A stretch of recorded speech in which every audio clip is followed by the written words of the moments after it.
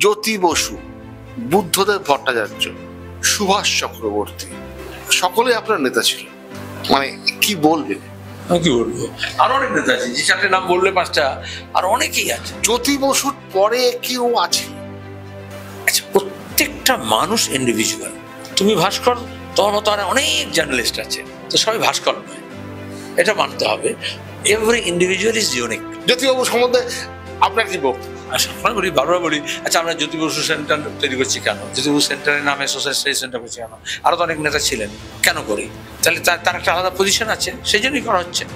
এবং আমাদের জন্য শুধু না, এই বাংলা আজকে পোস্ট স্বাধীনতা সংগ্রামের পরে, স্বাধীনতার পরে, উদ্বাস্তু সমস্যার পরে আমাদের এখানকার দারিদ্র্য সীমার নিচে বাস করা মানুষ, নিরক্ষর মানুষ, প্রান্তিক মানুষ, গ্রাম এবং শহরের মধ্যে দূরত্ব, এটাকে যে গোটা বাংলায় আবার স্বাধীন ভারতে বাংলা একটা ম্যাপে এলো ভারতের, আমরা গর্বিত হয়ে মাথা তুলে যাদের জন্য বলতে পারি গর্বিত বাঙালি হিসেবে, কমিটি অফ নেশনের সামনে যেমন রবীন্দ্রনাথ আছেন, যেমন নজরুল আছেন, যেমন বিবেকানন্দ আছেন, যেমন সুভাষ বোস আছেন, যেমন আচার্য পূর্ণচন্দ্র রায় আছেন, জগদীশচন্দ্র বসু আছেন, বিবেকানন্দ আছেন, তেমনি জ্যোতি বসু আছেন।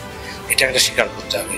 সুভাষ চক্রবর্তী, এই তো সুভাষ চক্রবর্তী ফাউন্ডেশন একটা প্রোগ্রাম করবে, আমি থাকতে পারবো না, কিন্তু যখন সুভাষ চক্রবর্তী যখন নেতা উঠছেন, তখন সুভাষ চক্রবর্তী, শ্যামল চক্রবর্তী একসঙ্গে নাম নেওয়া হতো, তখন অনিল বিশ্বাস, তারপর হচ্ছে তোমার গিয়ে বুদ্ধদেব ভট্টাচার্য, বিমান বসু, এরা সব একটা সেট আপ লিডারশিপ নতুন প্রজন্মে তারা উঠেছিলেন, আমাদের সামনে তারা নতুন প্রজন্ম ছিলেন নেতা। এখন তো আমরা বলবো পুরনো প্রজন্মের নেতা। কিন্তু জ্যোতি বসু যখন উঠেছেন, জ্যোতি বসু প্রমোদ দাশগুপ্ত, তার সঙ্গে হরেকৃষ্ণ প্রমাদ ছিলেন। কিন্তু কাকাবাবু যখন নতুন অংশের নেতা তৈরি করছেন, সংগঠন তৈরি করছেন, সেখানে জ্যোতি বসুর একটা ইউনিক পজিশন।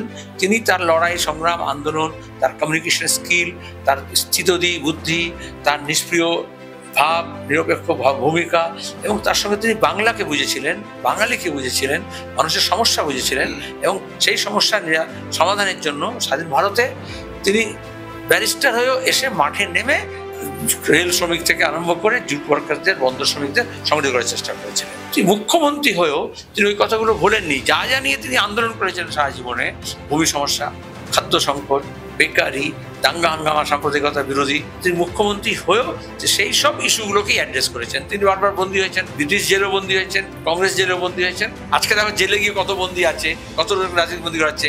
রাজনৈতিক বন্দীদের এক খোঁচায় নতুন সরকার এসে সব মামলা প্রত্যাহার করেছেন। কংগ্রেসে যে ছিল, নকশাল যারা ছিল, তারাও মুক্ত হলো।